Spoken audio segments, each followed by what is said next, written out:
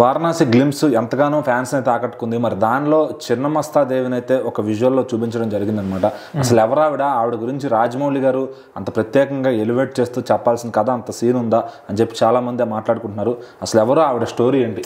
అయితే వారణాసి మూవీకి సంబంధించినటువంటి ఆ గ్లిమ్స్లో మనం క్లియర్గా చూస్తే చిన్నమస్తాదేవి యొక్క రూపం కూడా కనిపిస్తుంది గుహల్లో.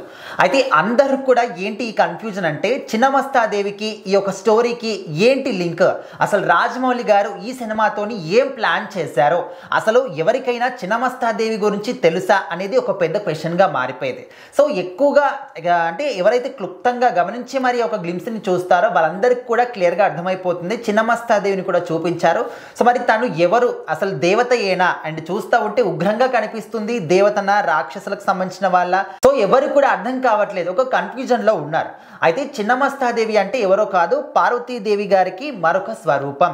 అండ్ దశమహావిద్యలు అని చెప్పేసి అందరూ కూడా వినే ఉంటారు. అందులో కూడా ఒక రూపం అనేది, ఒక గుణం అనేది ఇక్కడ చిన్నమస్తాదేవి గారు. అయితే దీని వెనకాల ఒక ఎమోషనల్ స్టోరీ ఉంటుంది. అదేవిధంగా 2-3 రకాల కథనాలు కూడా మన పురాణాల్లో వినిపిస్తూ ఉన్నాయి. సో అందులో మనము మొదటగా చెప్పుకునేది ఒక ఎమోషనల్ స్టోరీ ఉంది. అయితే మన పురాణాల్లో ఎక్కువగా వినిపించే కథనం ఏంటంటే పార్వతీదేవి తన వెనకాల ఉన్నటువంటి డాకిని వరుణి వీళ్ళిద్దరితోని కలిసి నదీ స్నానం చేస్తూ ఉంటారు. సో ఆ క్రమంలోనే ఇక్కడ ఉన్నటువంటి ఇద్దరికి, పార్వతీదేవి గారికి కాకుండా వెనకాల ఎవరైతే ఉన్నారో డాకిని వరుణి, వాళ్ళిద్దరికి ఎక్కువగా ఆకలి అనేది వేస్తూ ఉంటుంది. సో అప్పుడు పార్వతీదేవి గారు చుట్టుపక్కల ప్రాంతాల్లో ఎక్కడ చూసినా కూడా తినడానికి ఏమీ కూడా కనిపించలేదు. సో అలాంటి క్రమంలోనే వీళ్ళిద్దరూ ఇంకా ఆకలి ఎక్కువైపోయి శరీరాలన్నీ కూడా నల్లగా మారిపోయి చనిపోయే స్టేజ్కి కూడా వెళ్ళిపోయారు.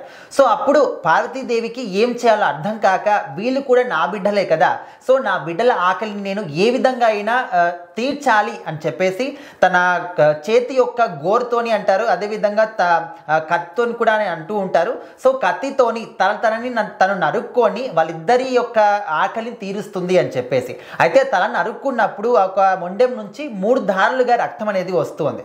సో ఒక దార డాకిని, ఇంకొక దార వన్ని, సో ఇంకొక దార ఏదైతే పార్వతీదేవి తల నరికేసుకుంటుందో ఆ తలలోకి ఇంకొక దార వెళ్తుంది. అంటే నరుకున్నటువంటి తల కూడా రక్తాన్ని తాగుతుంటుంది.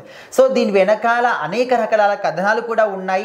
అండ్ ఇక్కడ తన నరుకోవడం ఏంటి, ఆ తల కూడా రక్తం తాగడం ఏంటి అంటే మనము లోతుగా పురాణాలు గమనిస్తే గనక దీని వెనకాల ఉన్నటువంటి స్టోరీ కావచ్చు అన్ని కూడా క్లియర్గా తెలుస్తూ ఉంటాయి. సో ఈ కథనం కాకుండా ఇంకో కథనం ఏంటంటే రాక్షసుల సంహారం తర్వాత ఇక్కడ ఉన్నటువంటి, ఇప్పుడు రాక్షసుల సంహారం అంటే మనకు ఆది పరాశక్తి అపరకాలి రూపంలో కనిపిస్తూ ఉంటుంది, చాలా ఉగ్రంగా కనిపిస్తూ ఉంటారు. తన వెనకాల ఇంకా వివిధ రకాల రూపాలు కూడా ఉంటాయి. సో ఇక్కడ సంహారం జరిగిన తర్వాత కూడా వాళ్ళు శాంతించలేదు. సో అలాంటి క్రమంలో ఇంకా రక్తం కావాలి అని చెప్పేసి ఒక ఉగ్రరూపం అనుకుంటున్నప్పుడు, సో ఇక్కడ దేవతల యొక్క మహిమతోని తను నరుక్కొని తన తలకి అదేవిధంగా తన వెనకాల ఉన్నటువంటి ఫాలోవర్స్ కూడా ఒక రక్తాన్ని ఇస్తుంది అని చెప్పేసి కూడా ఇంకో కథనం ఉంది. సో మరి ఇలాంటి ఒక కథనాల్ని చూపించాలి అన్నా కూడా ఒక క్లుప్తంగా దాని గురించి పరిశీలించాలి, కంప్లీట్గా దాని గురించి స్టోరీ తెలిసి ఉండాలి. సో ఆ విధంగా మరి రాజమౌళి గారు ఇంత క్లిష్టమైనటువంటి ఒక రూపం గురించి ఇందులో పెట్టారు అంటే మరి దాని వెనకాలైన ఎంత ఎగ్జామిన్ చేసి ఉంటారు అని దాని గురించి కూడా చాలామంది ఆలోచిస్తూ ఉన్నారు.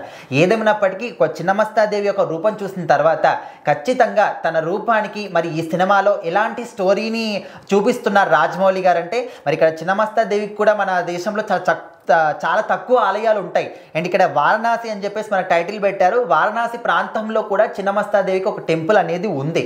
సో మరి అక్కడ ఈ ప్రాంతానికి, ఈ టైటిల్కి, ఒక దేవి రూపానికి ఏంటి లింక్, ఎలాంటి స్టోరీ ఉండబోతుంది అని చెప్పేసి చాలా ఇంట్రెస్టింగ్గా దీనికోసం అయితే వెయిట్ చేస్తున్నారు. మరి రాజమౌళి గారి సృష్టి ఏ విధంగా ఉంటుందో, మరి ఇలాంటి అప్డేట్స్ వస్తాయి ఏంటనేది వెయిట్ చేసి చూడాలి.